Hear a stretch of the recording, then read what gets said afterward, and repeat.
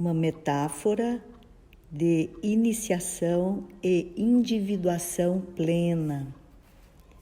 É frequente encontrarmos o princípio de individuação ilustrado com detalhes vívidos em obras da imaginação humana, como contos de fadas e mitos. Inserido nessas estruturas narrativas, deparamo-nos com um manancial impressionante de compreensão e intuição psicológicas, em especial sobre processos inconscientes e o grande esforço dedicado à busca por libertação e criatividade. Hoje partilharemos uma metáfora para aprofundar e ampliar o assunto da individuação. Essa metáfora está no livro Jung e o Caminho da Individuação, de Murray Stein. Tenho observado que os processos de individuação mais intensos começam às vezes com algo pequeno e de aparência inocente, como a curiosidade. Esse impulso, aparentemente ingênuo, pode levar ao que se poderia chamar de iniciação por acaso, ou, em outras palavras, uma sincronicidade excepcional. É assim que começa a metáfora A Serpente Branca, dos irmãos Grimm. Um criado, curioso para saber o conteúdo da travessa tampada que levava para o rei todos os dias após o jantar, em certa ocasião retira a tampa com discrição e observa o conteúdo. Para sua surpresa, encontra uma serpente branca, e de imediato resolve provar um pedacinho dela. Esse ato assinala o início definitivo da sua jornada de individuação. Em um passado distante, viveu um rei muito famoso por sua sabedoria. Nada havia em todo o reino segredo que ele desconhecesse. Todos os dias, após o jantar, era seu hábito pedir ao criado de confiança que lhe trouxesse uma travessa tampada. Feito isso, o criado devia retirar-se da sala. Ninguém sabia o que havia na travessa, pois só o rei retirava a tampa e quando estava sozinho. Um dia, ao recolher o recipiente, sem aguentar mais a curiosidade, o criado leva a travessa para o seu quarto, fecha a porta, levanta a tampa e descobre que ali há uma serpente branca. E já que chegou a esse ponto tão arriscado, pensa nem haver problema em prová-la. Assim, corta um pedacinho da serpente, coloca-o na boca, mastiga e engole. De repente, começa a ouvir vozes, sussurrando pouco além da janela do quarto. São pardais e estão falando sobre o que observaram em todo o reino na parte da manhã. O criado percebe que então foi agraciado com a habilidade de entender a linguagem dos animais. Nesse mesmo dia, a rainha perde o seu anel mais valioso. a suspeita recai sobre o criado de confiança, porque ele é que estava autorizado a entrar em todos os aposentos do palácio. O rei o interpela e ameaça, dizendo que, se ele deixar de apresentar o ladrão até o dia seguinte, ele será executado. Naturalmente, o criado se declara inocente, porém em vão. E é com o coração aflito que ele vai para o jardim, imaginando como se defenderá dessa falsa acusação. Ali ele entreouve alguns patos conversando baixinho enquanto alisavam as penas e descansavam ao lado do riacho.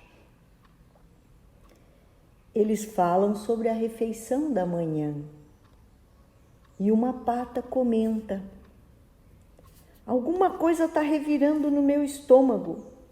Eu estava comendo muito rápido e acabei engolindo um anel caído sobre a janela da rainha.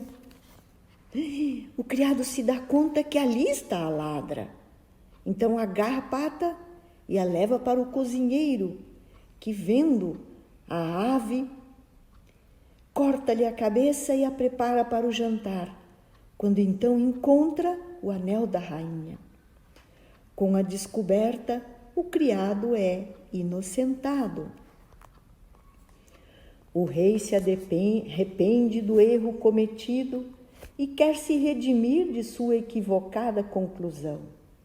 Assim, oferece ao serviçal a opção de escolher a posição que deseja ocupar na corte. Porém, o criado recusa a oferta e apenas pede um cavalo e um pouco de dinheiro.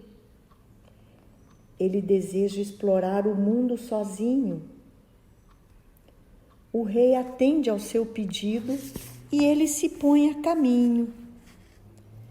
Depois de alguns dias, chega a um pequeno lago, onde vê 3 peixes presos em uma touceira de juncos, agonizando por falta de água. Lastimam sua má sorte. Porém, as lamentações são ouvidas pelo herói. Apiedando-se deles, ele os liberta e os devolve ao lago. E ao vê-lo retomar a estrada, os peixes gritam: vamos nos lembrar de você e recompensá-lo por nos ter salvo. Ele prossegue e em pouco tempo entreouve vozes baixas sob os cascos do cavalo.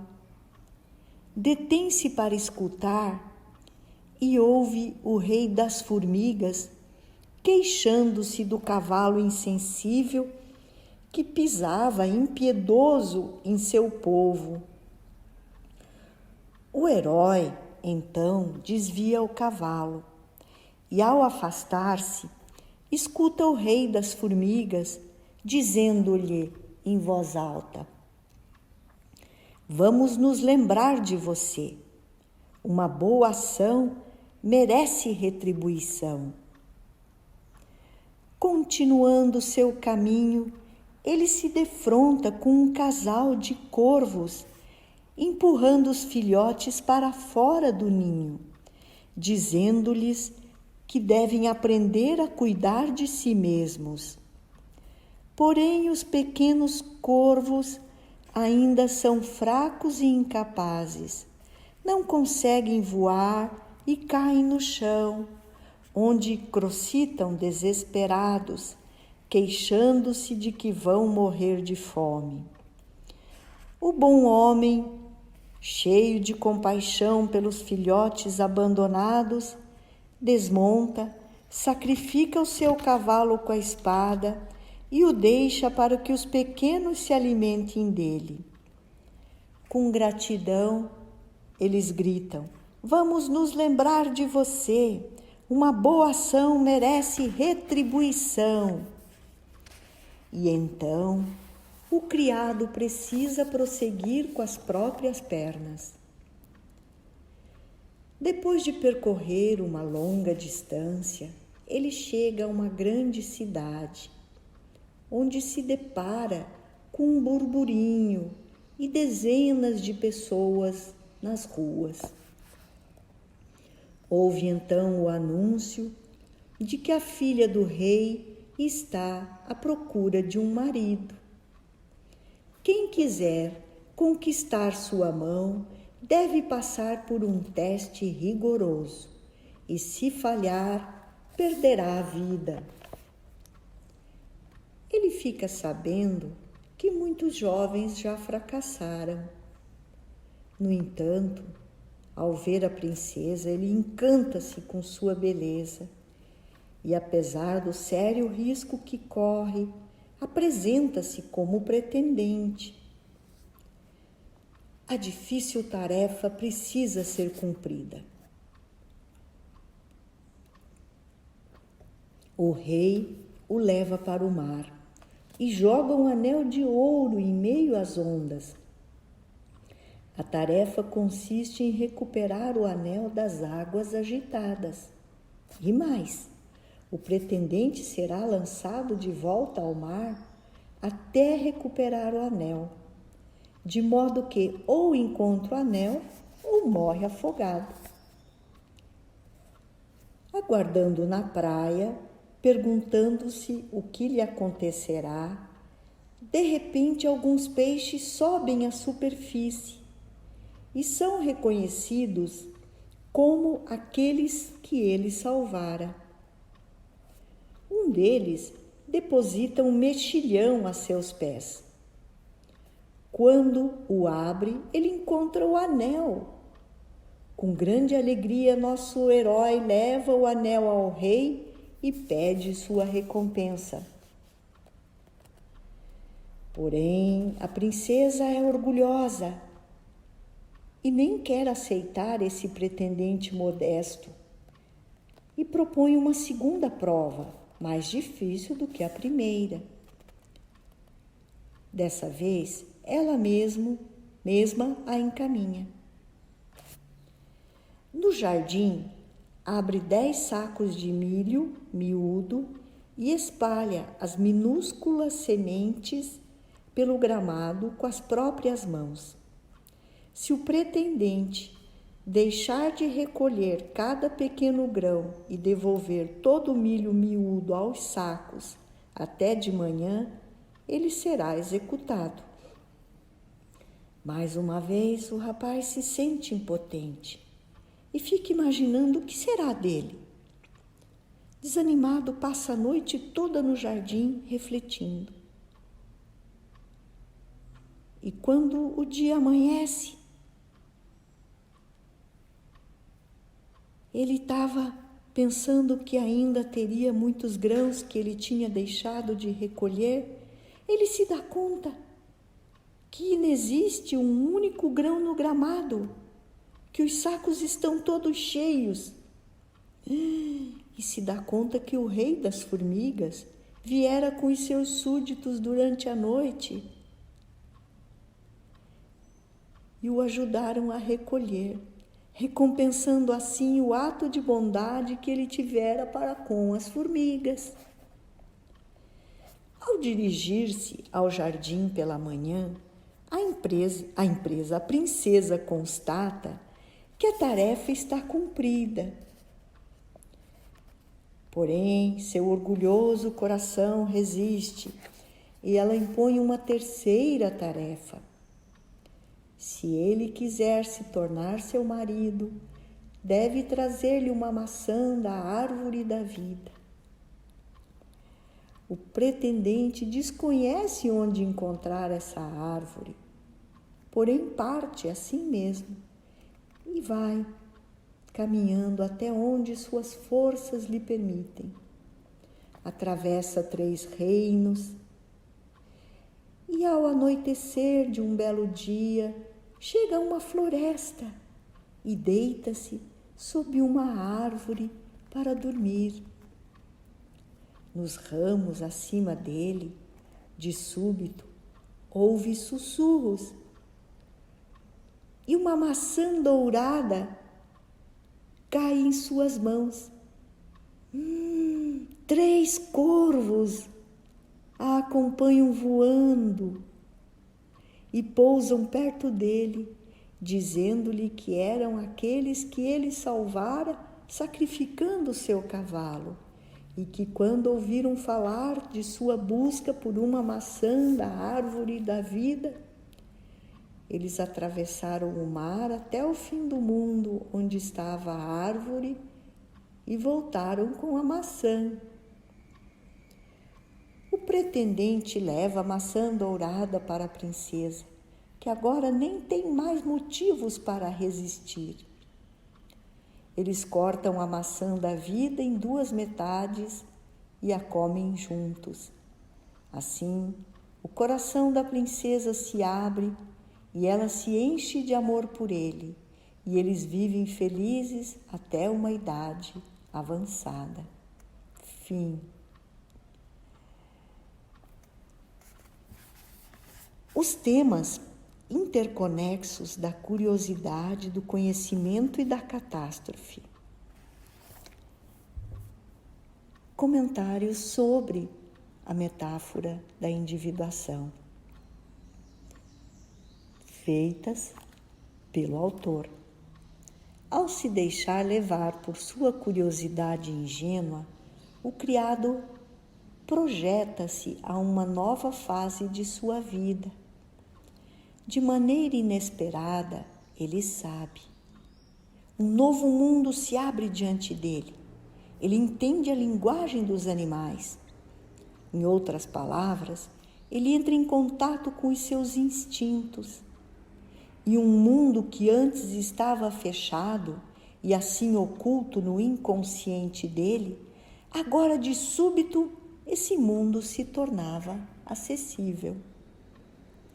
É esse contato repentino e surpreendente com o inconsciente e o instinto que ocorre quando fazemos sexo, nos embriagamos ou nos aventuramos pela primeira vez em algo novo.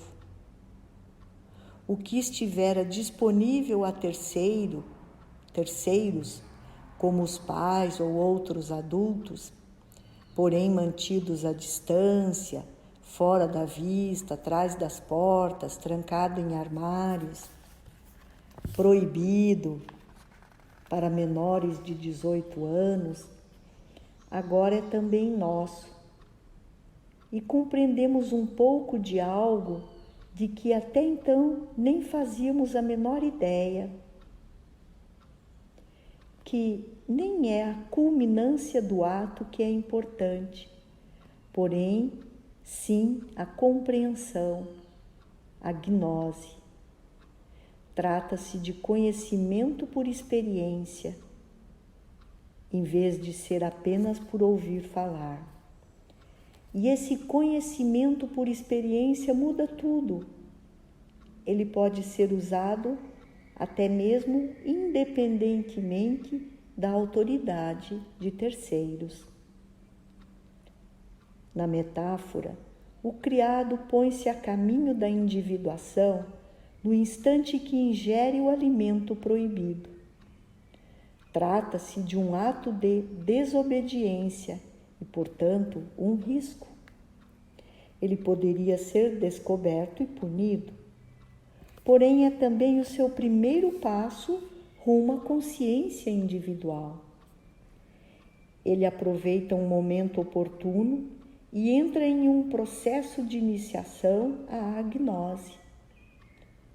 Caso nem tivesse assumido o risco nessa direção, correria o risco inverso, o de nunca individuar-se e de continuar sendo um servo leal e de confiança para sempre.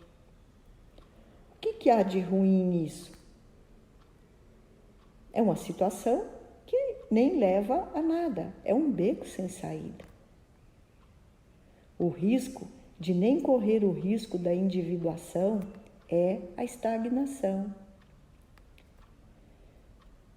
O ato de desobediência do serviçal é equivalente à desobediência de Adão e Eva com relação a Deus Pai no jardim do Éden. Dando esse salto radical para o desconhecido, motivado por pura curiosidade, o servo quebra um tabu e renuncia ao seu papel de criado fiel.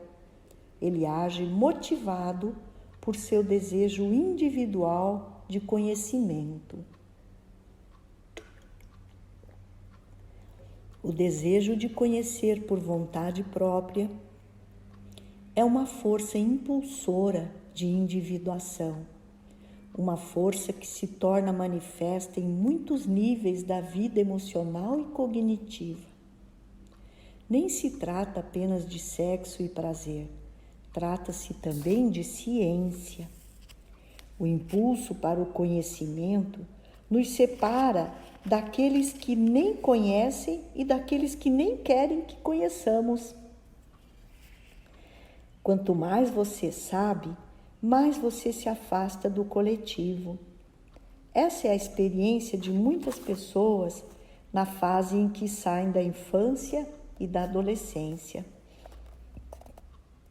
O impulso para o conhecimento e o impulso para o crescimento juntam forças contra o desejo de descansar, de não se arriscar e de se misturar à multidão. Porém, é arriscado bisbilhotar por aí em lugares proibidos e aprender por experiência. Iniciado subitamente nos mistérios gnósticos da serpente, o criado anula a distância entre ele e o rei e sorve por si mesmo da fonte da sabedoria no qual o rei era conhecido. Com isso, liberta-se de sua dependência espiritual. Trata-se de algo semelhante ao ocorrido na Reforma Protestante, quando cada crente se tornou um sacerdote com acesso direto a Deus. Agora, o servo pôde compreender por si mesmo o mistério dos poderes do rei. Por isso, nem precisa procurar uma resposta do alto. Ele tem passagem livre para a mesma gnose que o rei. De modo bastante significativo, ele deixou de ser um serviçal. Transcendeu sua função em decorrência do conhecimento proibido. Essa mudança precipita com rapidez outros acontecimentos, que por sua vez produzem uma transformação drástica em toda a situação. Quando a rainha perde o anel, ela investe às cegas e acusa o criado de confiança. O rei também se volta contra ele e deixa de usar sua sabedoria superior para resolver o mistério do anel perdido. Agora, a vida dele corre risco e é preciso encontrar uma maneira de se salvar. Tudo indica que o dom da gnose comporta 2 gumes, causa separação e traição por parte daqueles a quem se serviu e oferece uma possível solução caso se conserve a presença de espírito para usá-lo.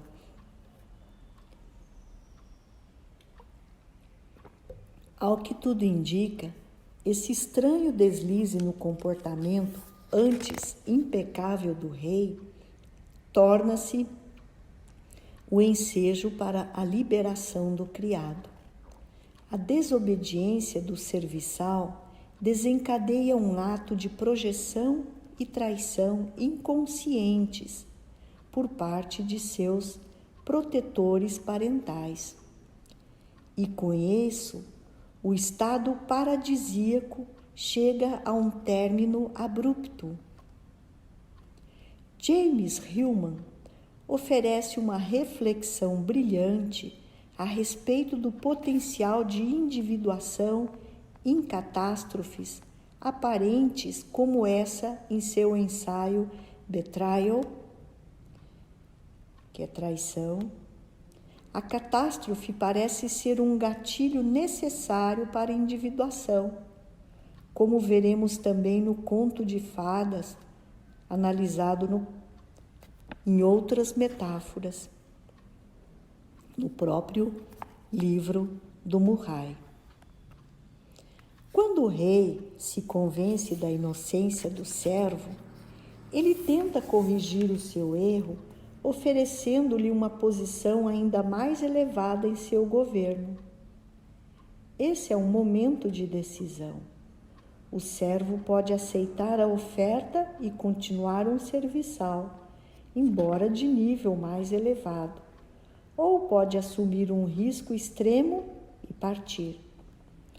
O risco de ficar com o rei implicaria, mais uma vez, uma possível situação limite e eventual estagnação.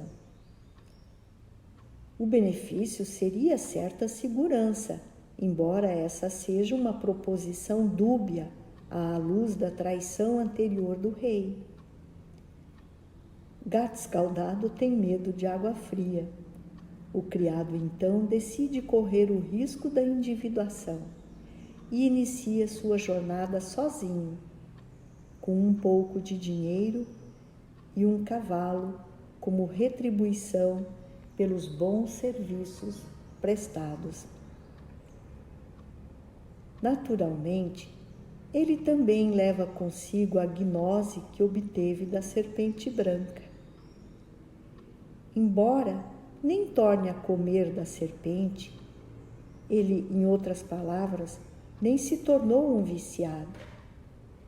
Os efeitos de sua profunda iniciação na linguagem da psique instintiva permanecem com ele. Ele caiu em estado de graça. Paracelso deu a essa sabedoria o nome de Lumen Naturae,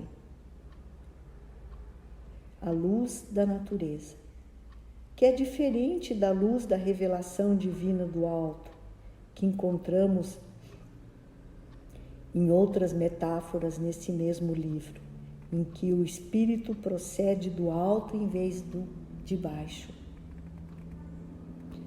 Como resultado de sua iniciação, o herói, por fim, alcança o sucesso. Porém, com outros testes e provações.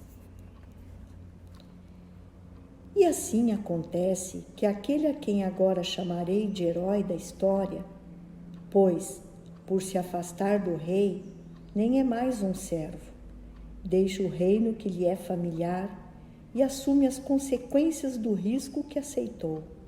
Agora ele é um agente livre e daqui em diante agirá por conta própria. Agora ele é um indivíduo consciente e nem é mais um apêndice de outro.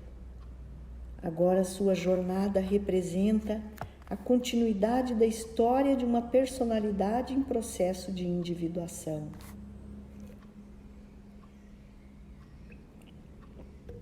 Em nossos dias, esse é o mesmo risco e sacrifício da dependência de uma pessoa ao sair de uma grande empresa na qual proteção e benefícios são abundantes e fama e poder parecem acessíveis, porém ao preço da liberdade individual e da criatividade, ou de quando as pessoas se divorciam.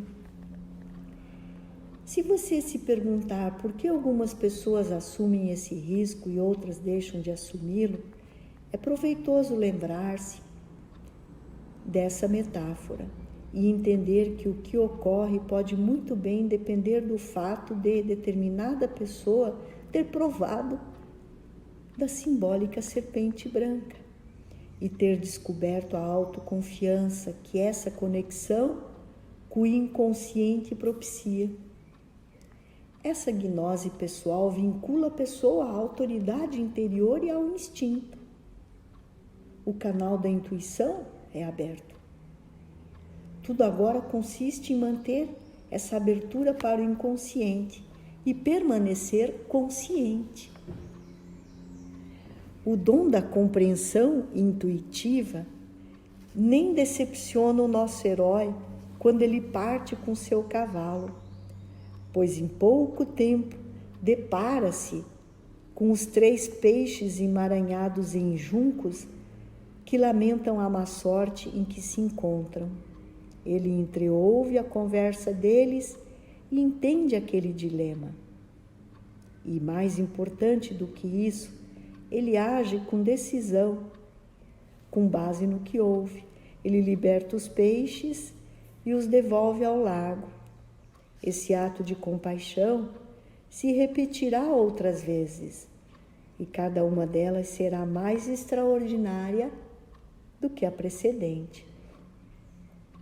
O primeiro é um ato importante de consciência, é a iniciação. Indica que ele é capaz de manter sua relação consciente com o reino do mundo animal, ou seja, com os conteúdos do inconsciente, à medida que estes se apresentam. Houve uma abertura do canal da intuição, do canal do inconsciente.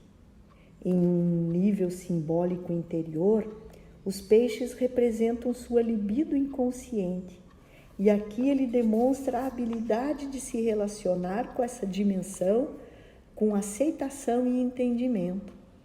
Ele pôde fazer ajustes e manter-se saudável com relação à sua capacidade de usar a fantasia e a imaginação.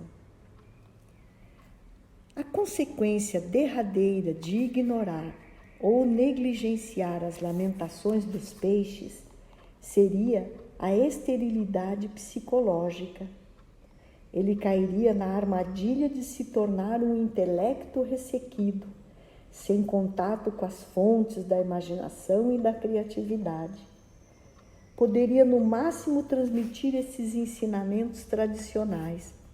Para continuar sua jornada de individuação, ele precisa manter sua imaginação umedecida, como veremos mais adiante, quando esta lhe será bastante útil para estabelecer um relacionamento com a mulher que ele ama.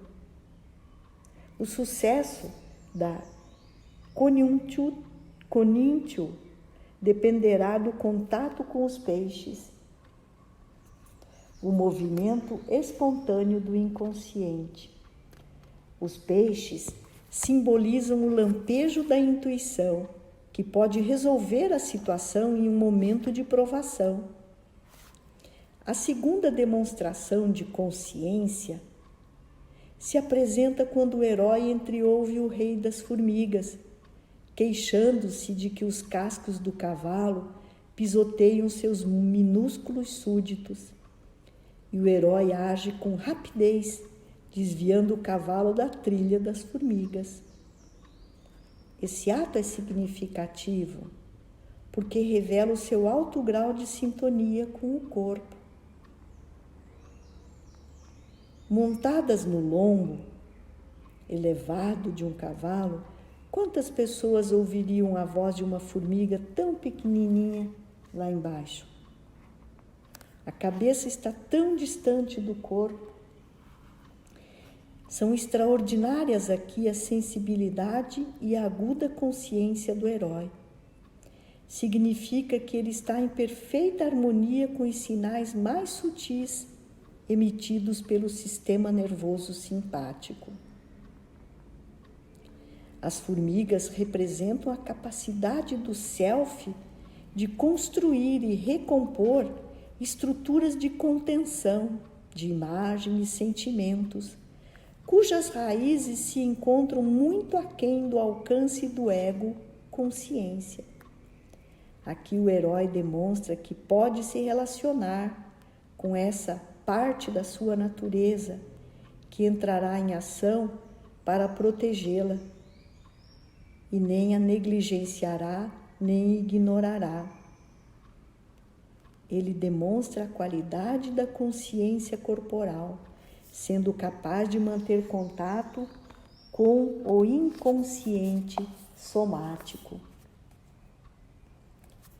O risco de ignorar as formigas é a possibilidade de acabar no excesso e nem conseguir recuperar-se nem física nem emocionalmente. Sem o elo com esse fator instintivo, a pessoa cai facilmente em uma espécie de inflação do ego, que acredita ser ele imortal e divino, sem nenhuma sujeição às limitações físicas.